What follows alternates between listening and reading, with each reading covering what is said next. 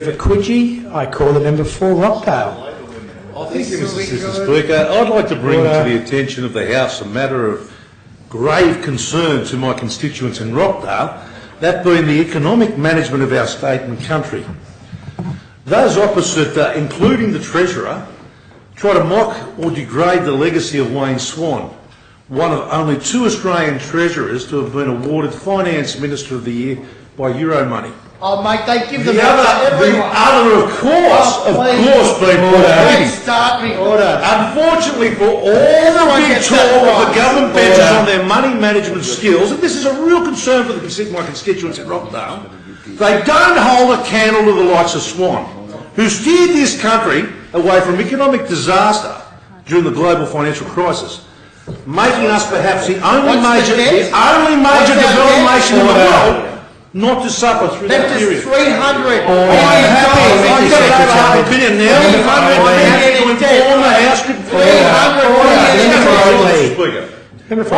I'm happy to inform the House that there is hope yet for this government, as behind all the neoliberal bluff and bluster of our Treasurer, Dominic Perrottet, beats the bleeding heart of a Keynesian ideologue.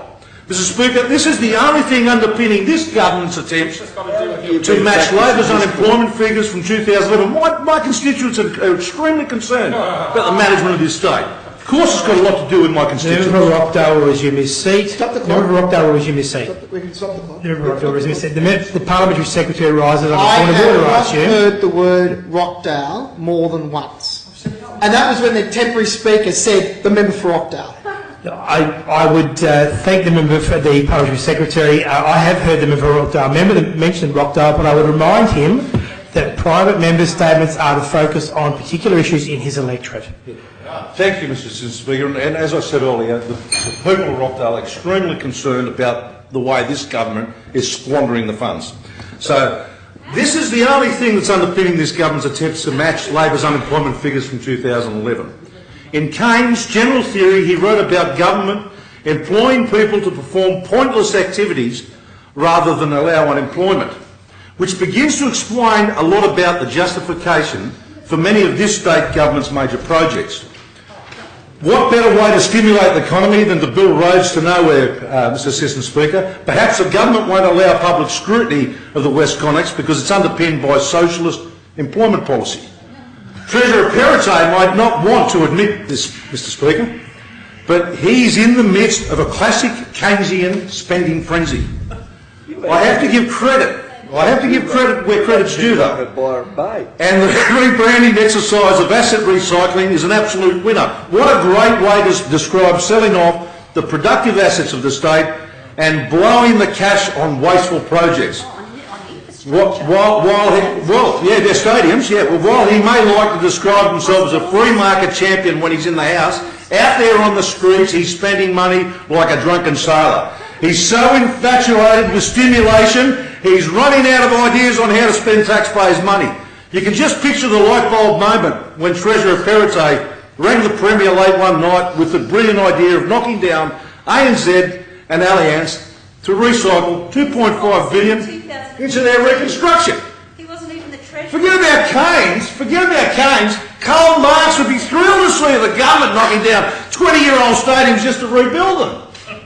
This is a government that has stimulus coming out of its ears. They've got stadium stimulus. They've got road stimulus. They've even recently spent $600,000 on self-help books. Stimulus for the printing industry. Well, you clearly need one. This government obviously needs all the help it can get. Not for you. The Premier and Treasurer love to stand up and take credit for employment results and job numbers that are on par with 2011 numbers. That the last Labor government was achieving after the global financial crisis. And, you know, members of my Rockdale community have come and expressed this to me on many occasions. And I need to get it across the House. Not to mention the huge problem of underemployment, which lurks within the current unemployment figures. Mr. Speaker, the people of Rockdale know the government has inflated surpluses over the forward estimates by some $5 billion. And you all need to know this through dodgy accounting with the Transport Asset Holding Entity, a tricky ledger entry masquerading as government policy, And when they got caught, of course I do, because that's what I did for 30 years.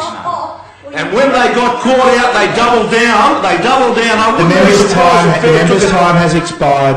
Member for Rockdale, resume your seat. I've got it. The member's time